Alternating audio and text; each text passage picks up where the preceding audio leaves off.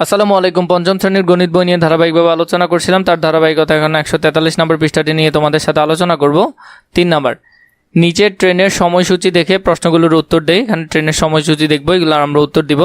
ট্রেনের সময়সূচি: ঢাকা থেকে চট্টগ্রাম স্টেশন 707 নাম্বার ট্রেন মহানগর, 4 নাম্বার হলো কর্ণফুলী এক্সপ্রেস, 702 হলো সুবর্ণ এক্সপ্রেস।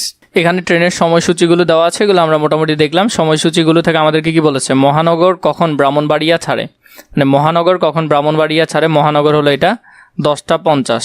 তাহলে আমরা প্রথমটা যদি দেখি, এখানের মধ্যে 10টা 50, তাহলে 10টা 50 হলে সেটা কি হবে? মহানগর ব্রাহ্মণবাড়িয়া ছাড়ে পূর্বাহ্ন 10টা 50-এ।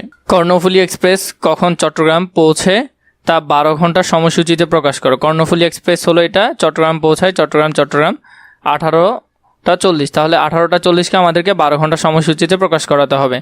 তাহলে হলো 6টা 40 হবে। আমরা যদি সেটা লিখি তাহলে সেটা হলো অপরাহ্ন 6টা 40।